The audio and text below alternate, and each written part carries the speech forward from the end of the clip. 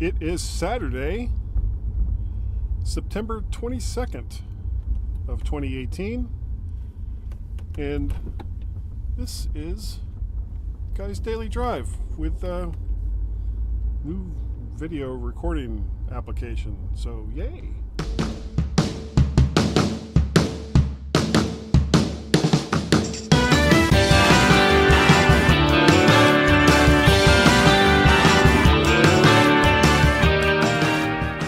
And good afternoon. It's Guy's Daily Drive. Just finished recording a MyMac.com podcast with Gaz and Carl Madden. We had Carl Madden on again this week. It's always fun to have Carl on. It's a good time. Don't really have an agenda this week. I'm just kind of trying out this new video recording application that Carl had mentioned called Filmic Pro, and I kind of like it. I'm trying it with the Samsung Go mic, and it's showing me pretty much what I expected to see as far as audio goes, that there's a lot of background noise, and I need to figure out a way to eliminate that background noise, because I can't imagine this sounds very pleasant. But I do want to keep using this Samsung Go mic if I can, because I think it's a better microphone than some of the other ones I've been using.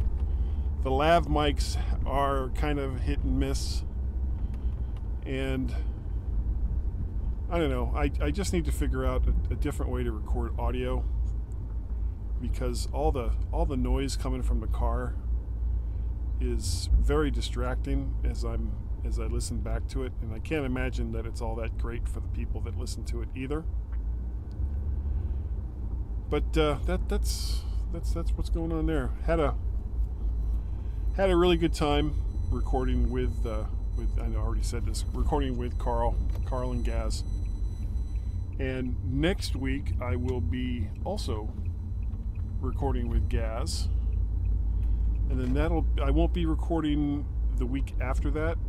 I'm going to Ohio, where I will be attending a football game with my buddy Dave. Now, I don't know how much of a Cleveland Browns fan he is, because they have broken his heart so many times. I don't know if he has much left in the tank for the Cleveland Browns, but they're actually doing much better this year. They tied with Pittsburgh, and then they beat the Jets, and I think they lost to somebody else. But regardless, that is so much better than they have done in the past. And the game that we're going to go see is going to be them against the Baltimore Ravens, which is a team that's in their same division. So in the Cleveland Browns division, you've got Baltimore Ravens, Cincinnati Bengals, Pittsburgh Steelers, and of course the Cleveland Browns. And Cleveland has kind of been their doormat for a really, really long time. And a lot of that has to do with, number one, poor choices by management. Not so much in picking coaches, but in not allowing a coach to get his signature on a team. The problem for Cleveland is you get a new coach that comes in, and he's got his offensive and defensive schemes that he wants to run. So he starts to draft players that he believes will work well within his plan, his scheme. Then, because it takes time for a team to gel, and it takes time for, these kinds of plans to come together. So they don't do that well, and then that coach gets fired after maybe 2 years. But all those same players that were there for his scheme, well, they're still there, and they're still under contract. And with them being under contract, the next coach that comes in, it may not work. The players that are there on the team may not work well for the scheme that he wants to bring in. So then you start the process all over again, where you get rid of players that don't work for that scheme, and you start bringing in players that you think will work for that scheme, and then the team doesn't do well as they're starting to try to get used to whatever the new scheme is, and then that coach gets fired. And this is like a horrible merry-go-round that so many of and it's not just bad for the players, it's bad for the team, it's bad for the city, it's bad for the fans, and it's certainly, and there have been so many really good players that have come and gone from Cleveland, and they get their heart broken. I think is a lot of it right there. Is they come in with all this excitement, and then before anything can really happen, where they start to come together as a team, then also now you've got this new thing to get used to, and that quarterback, they think, okay, well, he's garbage, we're going to get rid of him, and we'll bring in this new quarterback. I said, and I haven't talked about this. I don't think I've talked about this on this show. But to me, the most important part of an NFL team, National Football League team, is not the quarterback. It's not the running back. It's not the wide receivers. It's not the linebackers. It's not your cover guys. To me, the most important thing about any of these teams is your offensive line and your defensive line. Your offensive line, because it doesn't matter how great your quarterback is, or how skilled your receivers are, or how much talent your running back has, if they're operating behind a porous offensive line that can't run block or can't pass block, if you can give an NFL quarterback, really almost any NFL quarterback, 3 to 5 seconds in the pocket, they'll find someone open.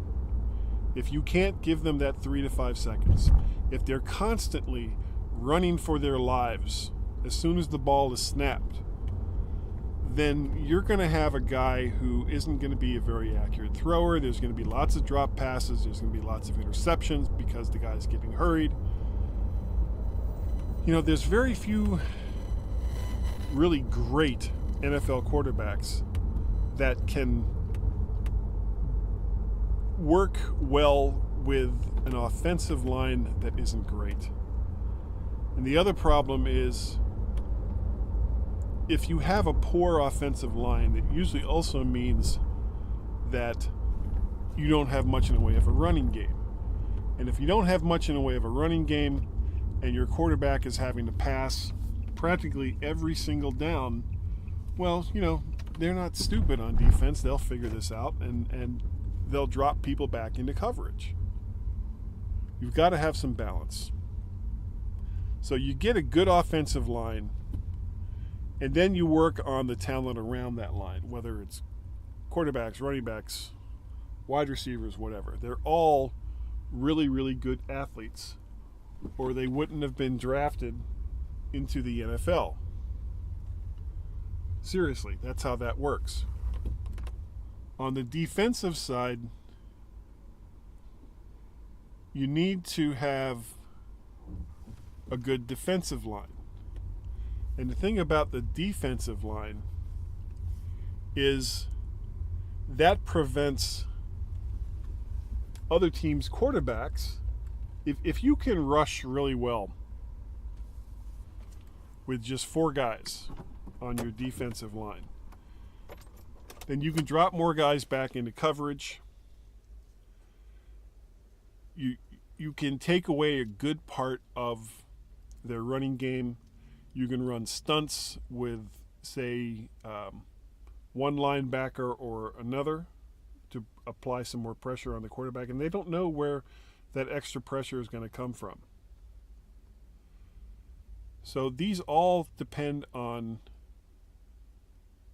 making sure that you have a good offensive line or defensive line. And then your so-called skilled positions, linebackers, cover guys, yeah, they're important too, especially on defense. But if your defensive line can't apply any pressure on the quarterback and he's got all day to sit there in the pocket, then chances are he's going to pick you apart.